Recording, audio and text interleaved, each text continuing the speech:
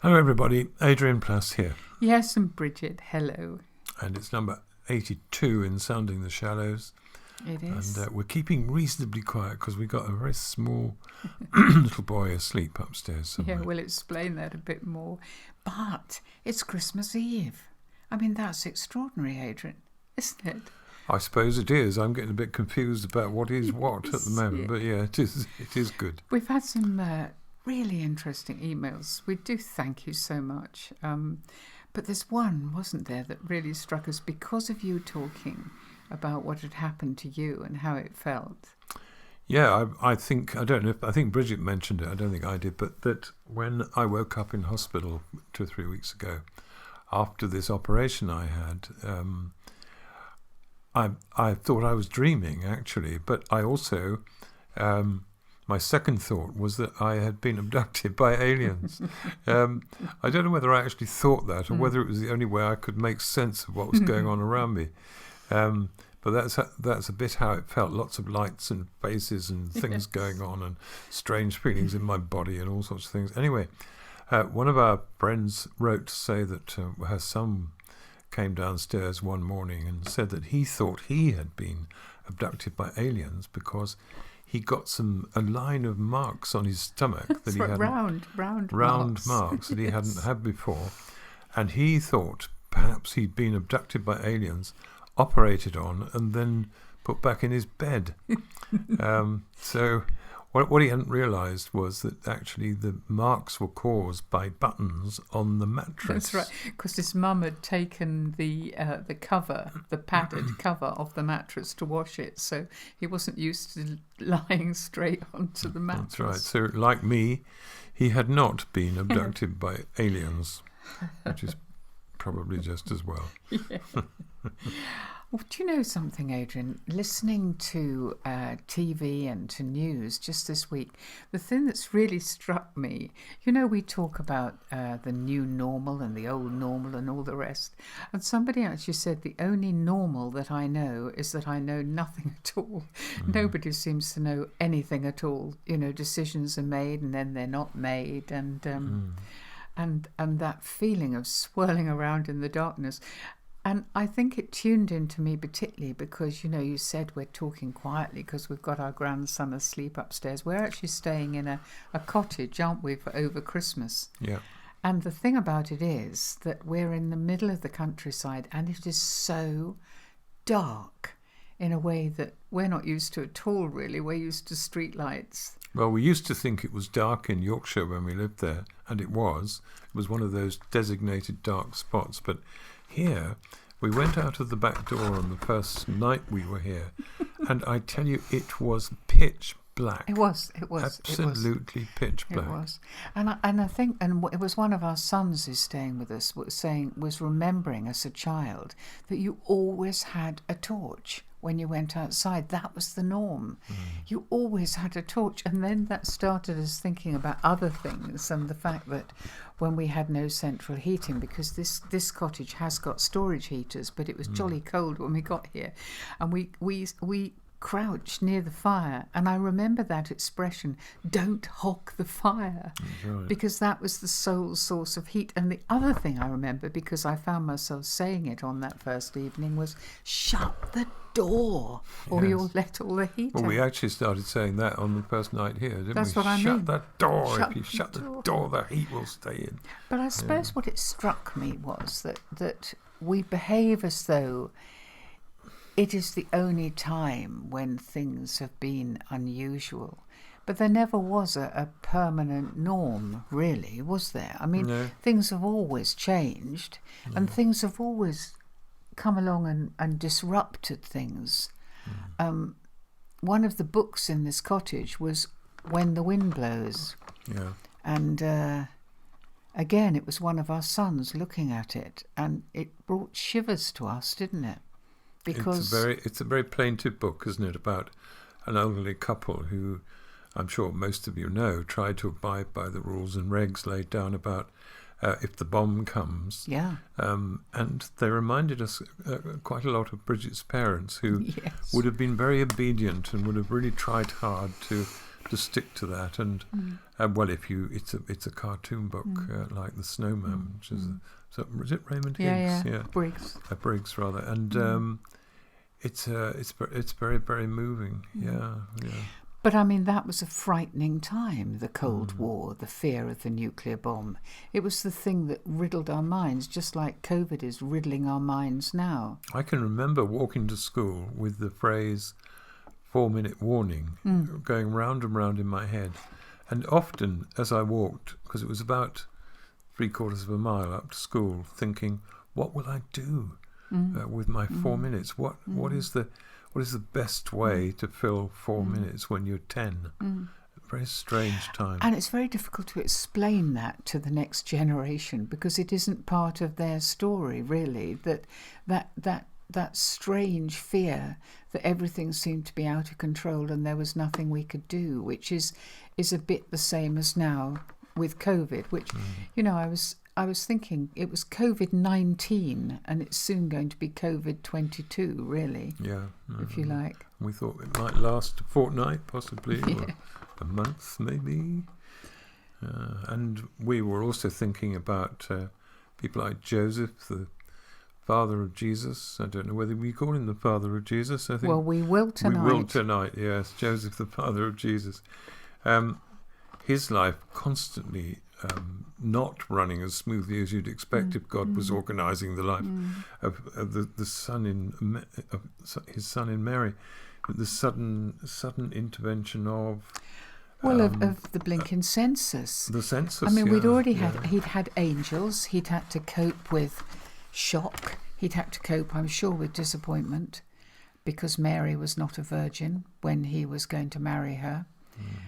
He'd had to cope with going through longing to get rid of her and then not getting rid of her, with dreams and angels and goodness knows what. But then forced upon him was something that must have seemed to make no sense at all, that he'd got to go, was it about 40 miles, some incredible distance, because of a census. Yeah. With his wife on a donkey. Yeah, imagine having to stop to go to the toilet all the way. But I suppose the thing is that was his story, whether he wanted to change it or not. It was what it was, and it's become part of our story.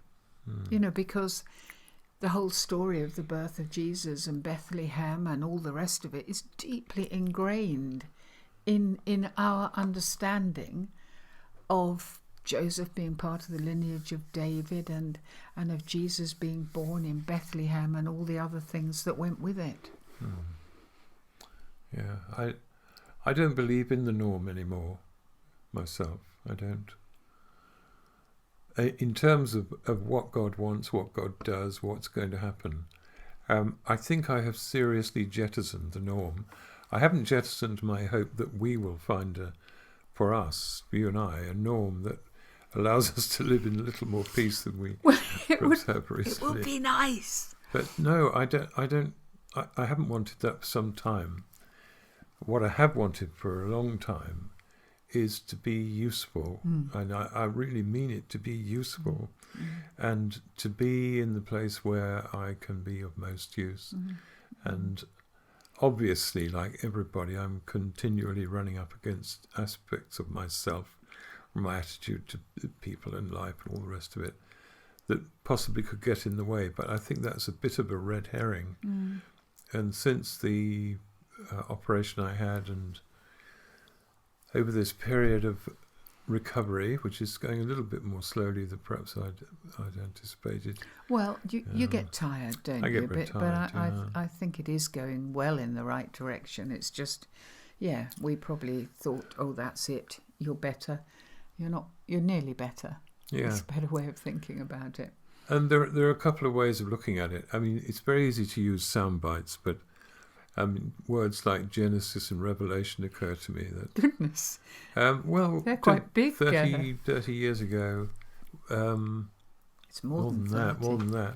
We knelt in our kitchen, or I don't know if we knelt, but we were in it, saying to God, we want to do something for you. And we'll go anywhere and do anything, all that stuff. And then, rather like Joseph and Mary, we had a very jagged, zigzaggy journey towards a time when we were able to actually begin to do something that might be of some use. And I'm very glad about that. But I wonder now if, having gone through this and various other things we've lived with for a while, that there will be some kind of new beginning. I don't mean a great burst of light and angels singing, but just and not even a norm, but a more profound understanding of the fact that the norm is living with uncertainty and living with openness to whatever's going to happen next, rather than assuming that things will follow the same pattern. And everybody has been jiggered out of that assumption.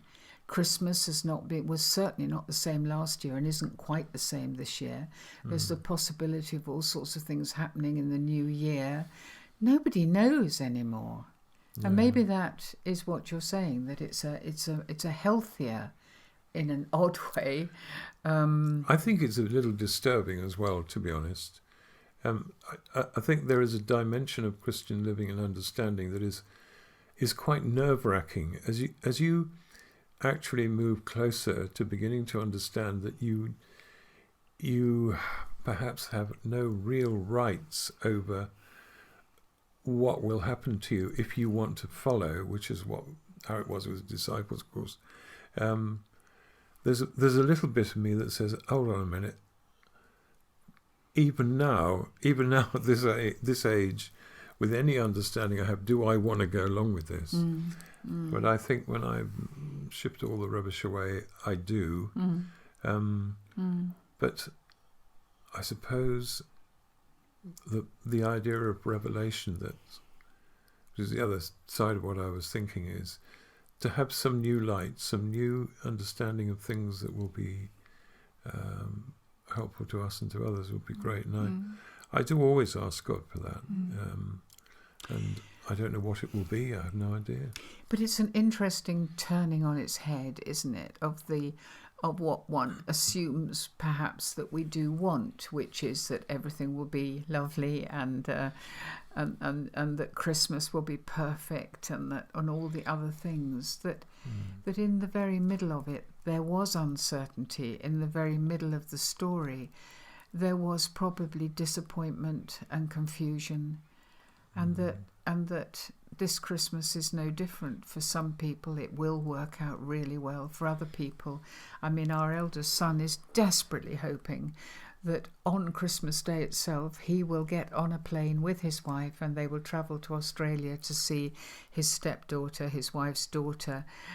But that's not certain. Yeah, and so they're huddling, trying desperately to stay away from any possibility of getting Omicron or whatever it's called.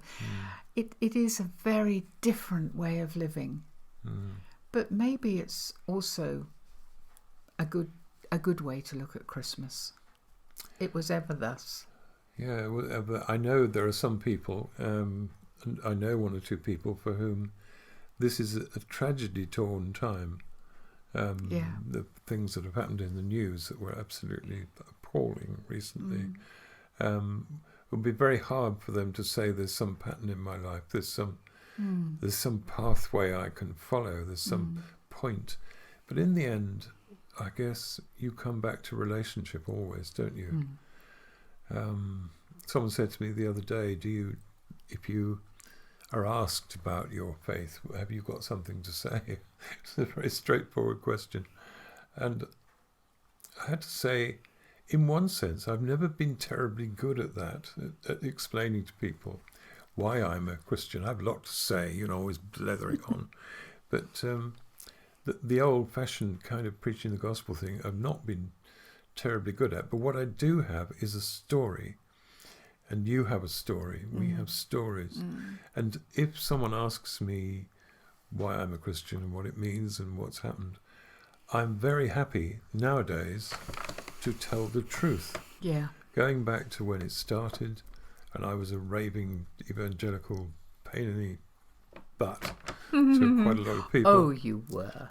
And then going through all the other phases and saying things from the front of meetings that I didn't actually know, and gradually working towards a troubled but very warming feeling of relationship with God that is absolutely essential to me. So yeah, I have a story. I have no norm to report from that time, and I doubt that will happen. But what's just come into my mind, Adrian, is that, in the middle of all those confusions, that amazing hymn, "But this I know, that Christ was born of Mary." And over this Christmas, I think that can just ring in our heads. We may not have the answers. We may not understand where God is in the pandemic or what next year is going to be like. But I think we can rest on that. But this I know, that Christ was born of Mary. Yeah. And this Christmas may be that can, I don't know, can be something new, despite, mainly because everything is so chucked around and unsettled. Yeah, a bit of history never goes amiss, does it? So something you can actually look back and think, oh, that seems to have happened. Yeah. But I hope people will find more than that. I hope people will put a lot of stuff on the shelf, the stuff that troubles them and frightens them, if they can. I would say now with great confidence that although I will not understand the all-loving, all-powerful God and his picky intervention in this world. I do not understand it, but I believe he loves us, and I believe we love him, you and I, and so do other people. And you can just reach into yourself and pick up the memory of when that was true for you, and it meant something, and just say to God, here I am, I'm back, or I'm still here. And I'm still travelling with you. I think that would be great. Yeah, that sounds like a really unsentimental, real way to be this Christmas. And we do know it's not easy for some people anyway. There's all sorts of reasons why it isn't. But we do wish you, I don't know, what do we wish, Adrian? The very warmest... well, to those who full of love Christmas that is possible. Absolutely, and to those who've supported us so much over this period, you have no idea what it has meant to us. Yeah. So we haven't been able to much. reply to all the emails yet. We haven't been able to make contact with some people. I tell you what has really thrilled me has been when I phoned somebody I haven't spoken to for a while, and the spontaneous. Well, it is a sort of joy you hear in their voices, because when you hear someone's voice and you thought maybe they'd gone west or they might have fallen to pieces, it's so great to hear a voice, and it's really warmed my heart. And you've made us laugh as well, like the abduction by aliens. You've you've brought us to the edge of tears sometimes, hearing how difficult life is for you. But we come almost to the end of another year. And, I don't know. Are you going to have any resolutions in the new year? Well, we're not there yet. We've got to get through Christmas first. I don't want to have any next year. No. Well, we'll think about that next week. I think making promises to God is a big mistake. I really do. But I think accepting promises is a very good idea. Yeah, we wish you a very happy Christmas, a very happy... A special one, whatever Christmas. It is. Yeah. And we'll speak to you next week. Yeah. Bye-bye. See you next week.